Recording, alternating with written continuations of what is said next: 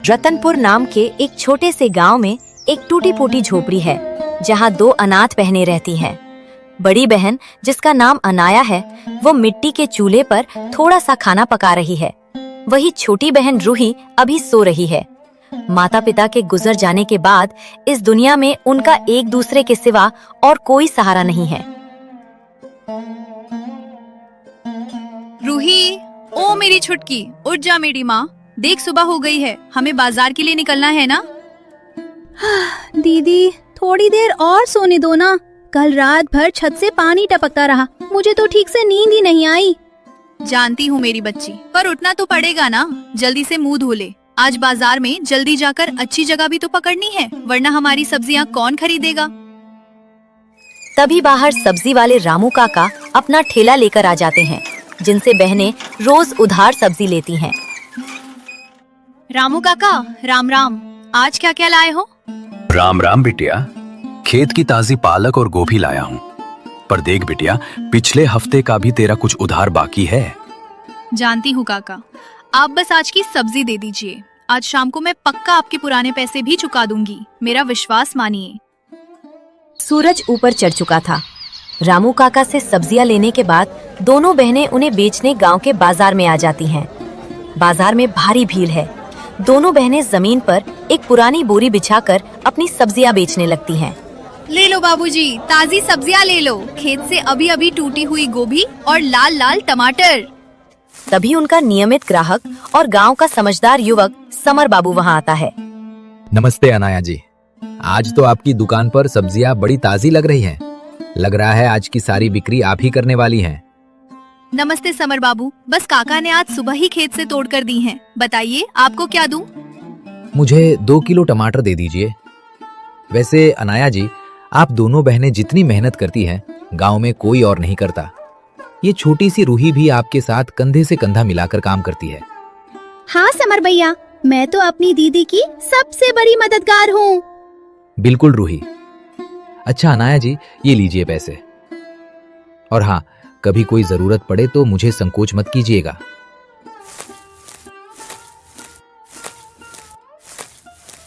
शाम ढल चुकी थी।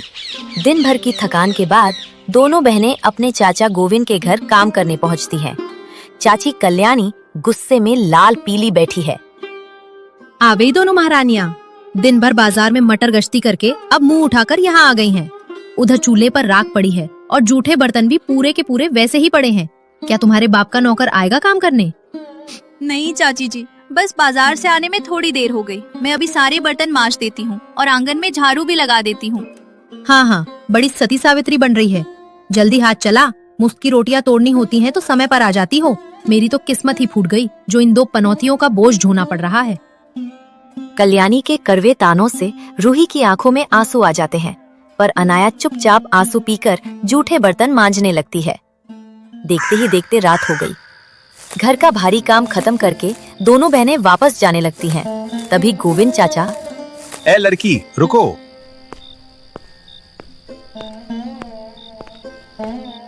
ये लो तुम्हारा झूला, इसमें आज का बचा कुचा खाना है, और वो जो कोने में बासी सब्जियां रखी हैं, वो भी ले जाना, वरना सुबह मुझे ही फेंकनी पड़ेंगी। पर चाचा जी, इसमें तो रोटियां एकदम सूख गई हैं। जो मिल रहा है चुपचाप ले लो, यहाँ कोई भंडारा नहीं चल रहा है। मुफ्त में इतना मिल रहा है, उसी पर भगवान का शुक्र मनाओ। चलो निकलो अब यहाँ से। अनाया सिर झुकाकर और अपनी छोटी बहन का हाथ पकड़कर अंधेरे रास्ते पर चल पड़ती है।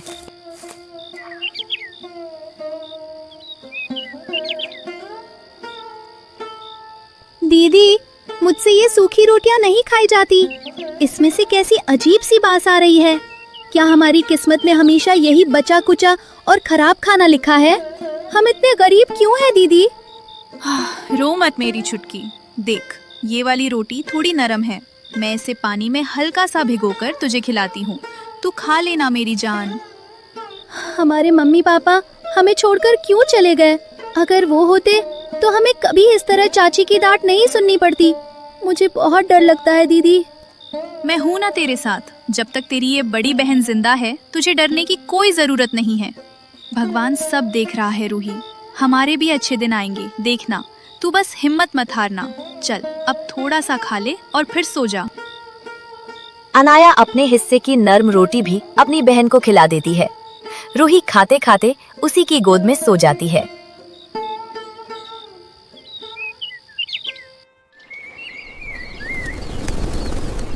अगली सुबह अरे ये दरवाजे पर ताजी सब्जियां, दाल और चावल की छोटी सी पोटली यहाँ कौन रख कर गया है? अरे रूही, ओ रूही, जरा दौड़ के बाहर आ तो।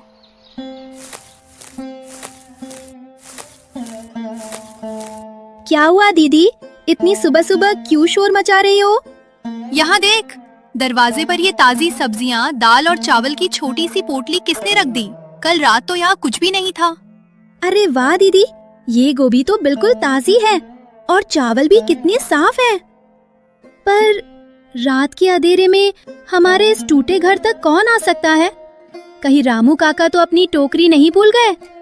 रामू काका तो इस तरफ कभी आते ही नहीं हैं। और वो भला हमें मुफ्त में इतना अच्छा राशन क्यों देंगे?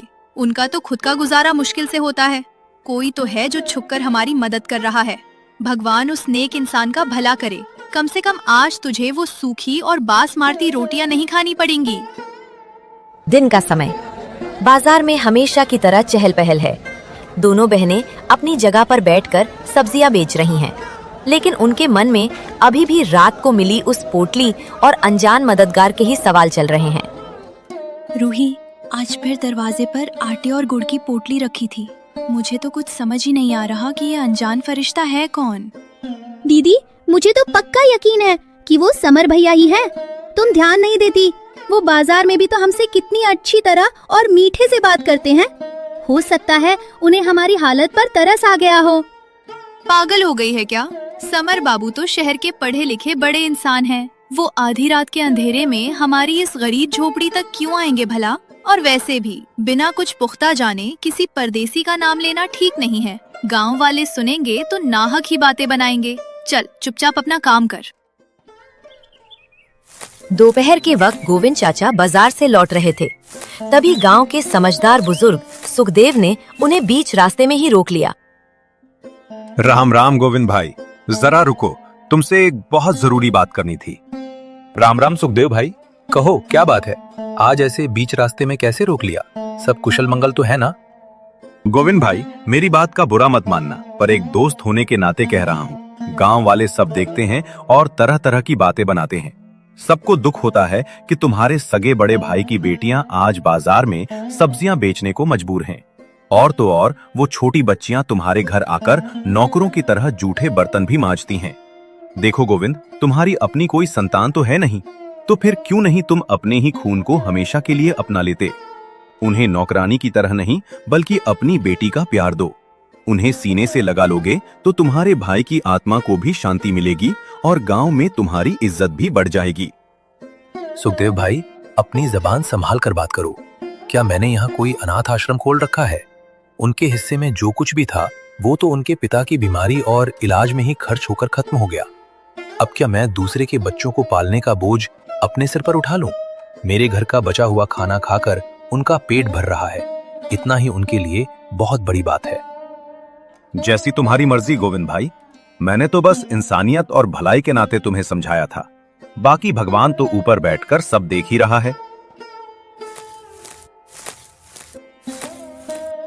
दोपहर का समय था। झोपड़ी के अंदर सूरज की हल्की रोशनी आ रही थी, लेकिन रूही आज बहुत उदास और सहमी हुई बैठी थी।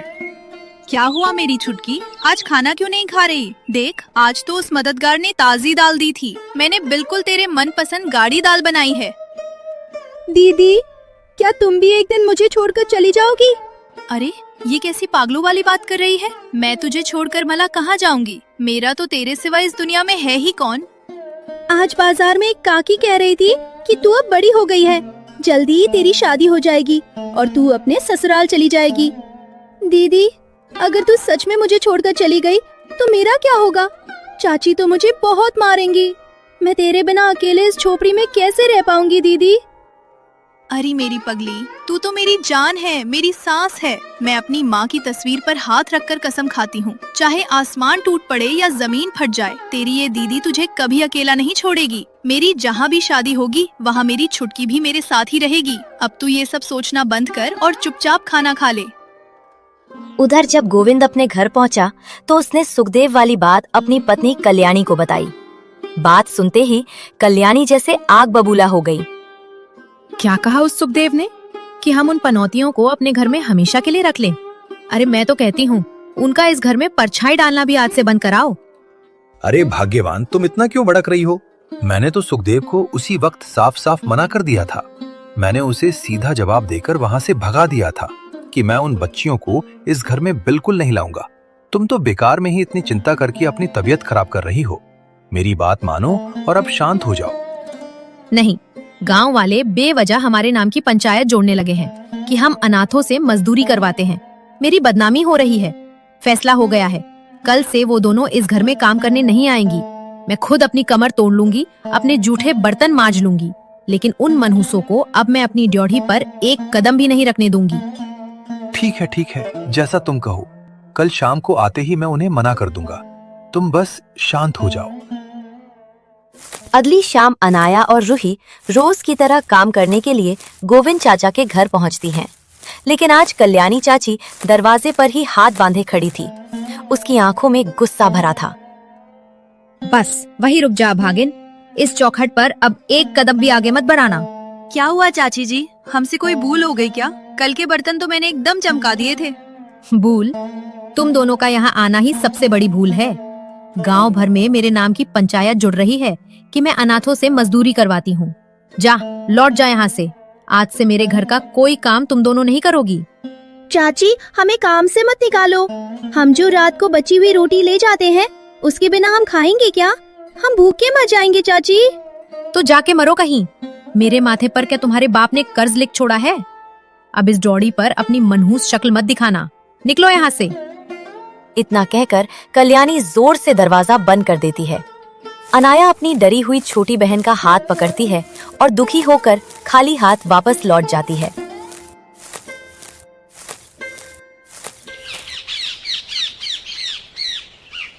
आज झोपड़ी में चूल्हा नहीं जला था। दोनों बहनें अंधेरे में भूखी प्यासी जमीन पर बैठी थी। दीदी, मुझे बहुत जोर से भूख लगी है। पेट में दर्द हो रहा है। आज तो खाने के लिए वो सूखी रोटियां भी नहीं बची। अब हमारा क्या होगा दीदी? क्या हम भूखे ही रहेंगे? तू हिम्मत मत हार मेरी छुटकी। भगवान किसी को भूखा नहीं सुलाता। जब हर तरफ अंधेरा होता है तो वो कोई ना कोई रास्ता जरूर निकाल देता है। तुझे याद है ना वो अनजान इंसान जो रोज सुबह हमारे लिए राशन छोड़ जाता है? लेकिन दीदी, वो तो सुबह आएंगे ना। तब तक ये लंबी रात कैसे बीतेगी? भूख के मारे तो मुझे नींद भी नहीं आ रही है। आज हम सोएंगे नहीं रूही, आज हम पूरी रात जागेंगे। जो इंसान छुपकर हमारी इतनी मदद कर रहा है, हमें भूखा मरने से बचा रहा है, आज मैं उसे देख कर ही रहूंगी। आज हम दरवाजे के पीछे छुप कर बैठेंगे और उस अच्छे इंसान का इंतजार करेंगे। रात धीरे धीरे गहराने लगी। भूख और नींद से लड़ते हुए दोनों बहनें दरवाजे के पीछे छुप कर बैठ गईं। उनकी नजरें बस दरवाजे की दरार पर टिकी थी। तभी बाहर कदमों की आहट हुई। एक आदमी कंधे पर बोरी लेकर आया और उसे चुपचाप दरवाजे पर रखकर जाने लगा। रुको, कौन हो तुम? और रोज रात के अंधेरे में छुपकर हमारे दरवाजे पर ये खाना क्यों रख जाते हो? आदमी घबराकर पीछे मुड़ता है। चांद की रोशनी में उसका चेहरा देखकर दोनों बहनें एकदम सन्न रह जाती हैं। चाचा जी, आप इतनी रात को चोरों की तरह छुपकर हमारे लिए राशन लाते हैं। लेकिन क्यों चाचा जी? दिन में तो आप हमें अपने घर से धक्के मारकर निकाल देते हैं, फिर छुपकर हमारी ये मदद क्यों? ये सुनकर गोविंद की आंखों में आंसू छलक आते हैं। वो वहीं जमीन पर बैठ जाता है। इतने दिनों से उसके मन में दबा हुआ सारा दर्द आज आंसुओं के रूप में बाहर आ जाता है। जब आप हमें अच्छा खाना दे ही सकते थे तो फिर शाम को वो खराब और बासी खाना क्यों देते थे चाचा जी? दिन में तो आप हमसे इतनी नफरत करते हैं, हमारी शक्ल नहीं देखना चाहते, और रात में छुपकर हमारा पेट भरते हैं। आपका सच क्या है चाचा जी? आप दिन में इतने बुरे और रात में इतने अच्छे क्यों बन जाते हैं? मुझे माफ कर दो मेरी बच्चियों। ये मेरा कोई दिखावा नहीं है, बल्कि मेरी बहुत बड़ी मजबूरी है। मैं तुम्हारी चाची के आगे बहुत कमजोर हूँ। अगर कल्याणी को जरा भी पता चल जाता कि मैं तुम्हारी मदद कर रहा हूँ, तो वो पूरे घर में बहुत बड़ा हंगामा कर देती। वो शायद तुम्हें वहाँ काम करने भी नहीं आने देती। पर चाचा जी, आप दिन में हमसे इतनी नफरत क्यों करते हैं? क्या हम इतनी बुरी हैं? हम तो आपके ही सगे बड़े भाई की बेटियां हैं ना। नहीं मेरी बच्ची, तुम बुरी नहीं हो, और यही बात तो मुझे रात भर चैन से सोने नहीं देती। शाम को जब मैं मजबूरी में तुम्हें वो सड़ी हुई रोटियां देता था ना, तो मुझे अंदर से बहुत तकलीफ होती थी। ऐसा लगता था जैसे मेरी जान निकल रही हो। मैंने अपने बड़े भाई को उनके मरते समय कसम दी थी कि तुम दोनों का हमेशा ख्याल रखूंगा, लेकिन मैं बहुत डरपोक निकला। मैं अपनी पत्नी का सामना नहीं कर सका, इसीलिए रात के अंधेरे में अपने ही घर से राशन चुरा कर तुम्हें दे जाता था, ताकि मेरे भाई की बेटियां कभी रात को भूखी ना सोएं। मुझे माफ कर दो बच्चियों। गोविंद की बातें सुनकर बहनों का दिल पसीज जाता है। अच्छा, तो ये खेल चल रहा था मेरी पीठ पीछे। मुझे तो पहले ही शक था कि घर के राशन में सेंध कौन लगा रहा है। कल्याणी, तू यहाँ? मेरी बात तो सुन भाग्यवान। क्या सुनूं? अपनी ही कमाई चुराकर इन भिखारियों को खिला रहे हो। मेरे ही घर से चोरी करके इन मनूसों को पाल रहे हो। शर्म नहीं आई तुम्हें अपना ही घर फूंकते हुए? चाची जी, इसमें चाचा जी की कोई गलती नहीं है, आप उन्हें मत कोसिए। तू बीच में मत बोल। तूने ही मेरे पति का दिमाग खराब कर रखा है। चलो यहाँ से गोविंद, और आज मैं तुम्हें आखिरी बार साफ साफ बता रही हूँ, अगर आज के बाद तुमने इन लड़कियों की तरफ मुड़कर भी देखा या इनकी कोई मदद की, तो मैं हमेशा के लिए ये घर छोड़कर अपने मायके चली जाऊंगी। फिर तुम ही बैठे रहना इनके साथ। आज से हमारा इन दोनों से कोई रिश्ता नहीं है। इतना कहकर कल्याणी गुस्से में गोविंद का हाथ खींचकर उसे अपने साथ ले जाती है। बेबस गोविंद सिर झुकाए चुपचाप उसके साथ चला जाता है, और दोनों बहनें उस रात के अंधेरे में फिर से रोती हुई अकेली रह जाती हैं।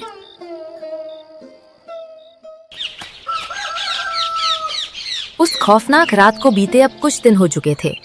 चाचा का आना पूरी तरह बंद था और घर में रखा थोड़ा बहुत अनाज भी खत्म हो चुका था। आज सुबह अनाया और रूही उदास और भूखी बैठी थी। दीदी, क्या चाचा जी अब सच में हमसे मिलने कभी नहीं आएंगे? घर में जो थोड़ा बहुत सूखा अनाज बचा था, वो भी कल रात खत्म हो गया, और मुझे अब बहुत जोरों की भूख लग रही है।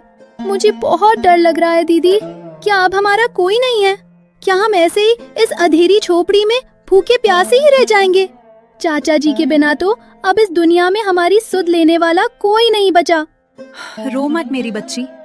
तूने उस रात देखा था ना कि चाची कितने गुस्से में थी। चाचा जी ने आज तक हमारे लिए बहुत कुछ किया है, लेकिन हम उनके खुद के घर टूटने की वजह नहीं बन सकते। रही बात हमारी, तो तू भूल गई कि तेरी ये दीदी अभी जिंदा है। अब हम किसी के आसरे या रहम पर नहीं जिएंगे। कल सुबह होते ही मैं गांव में लोगों के खेतों में या सूखी लकड़ियां बीनने का काम ढूंढूंगी।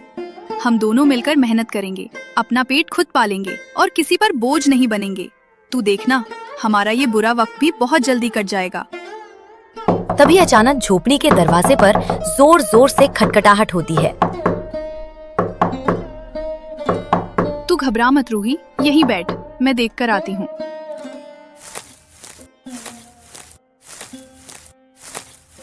अनाया जैसे ही दरवाजा खोलती है, सामने पसीने से लथपथ गोविंद खड़ा होता है। अनाया, गजब हो गया मेरी बच्चियों, अनर्थ हो गया। तुम्हारी चाची कल्याणी कुएं से पानी खींच रही थी। अचानक उसका पैर फिसल गया और वो सीधे पक्के चबूतरे पर जा गिरी है। उसके सिर से बहुत खून बह रहा है और वो दर्द से तड़प रही है। वो तो अपनी जगह से उठ भी नहीं पा रही। गांव का कोई भी आदमी मेरी मदद के लिए आगे नहीं आ रहा। मुझे कुछ समझ नहीं आ रहा कि मैं अकेला क्या करूं, इसलिए भागकर तुम्हारे पास आया हूं। हे भगवान, चाचा जी आप ऐसे कांपना बंद कीजिए और हौसला रखिए। चाची जी ने हमारे साथ जो भी किया वो सब पुरानी बात है। इस मुसीबत की घड़ी में हम आपको अकेला कैसे छोड़ सकते हैं। रूही, तू जल्दी से अंदर जा और मेरा वो साफ सूती कपड़ा फाड़ कर ले आ। हमें चाची का खून रोकना होगा। चाचा जी आप बिल्कुल मत रोइए, चलिए जल्दी, हम अभी आपके साथ चाची जी के पास चलते हैं। उन्हें कुछ नहीं होने देंगे हम।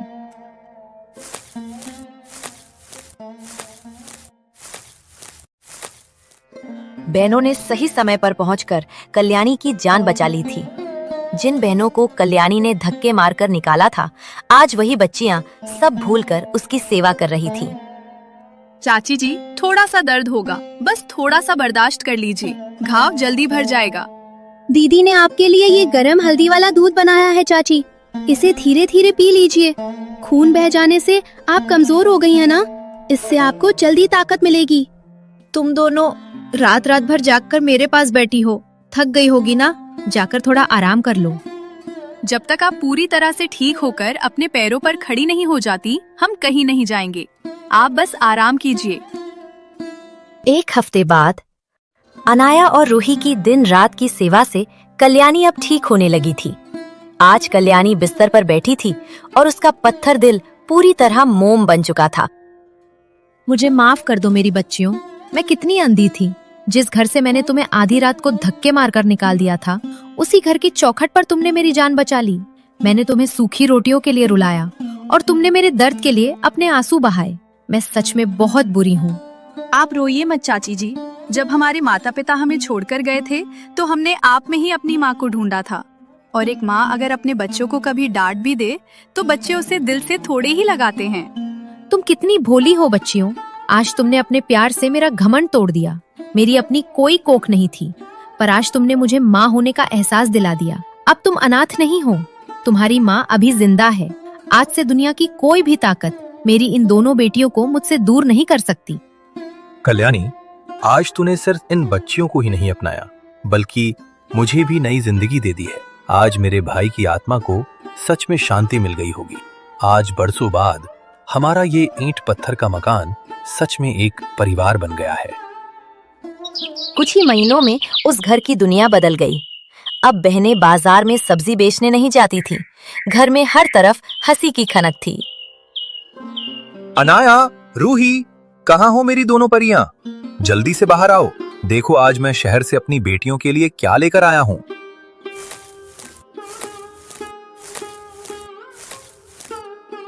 मेले में मुझे ये नए और रंग बिरंगे कपड़े बहुत पसंद आए, तो मैंने सोचा आज अपनी बच्चियों को एक सरप्राइज दूं।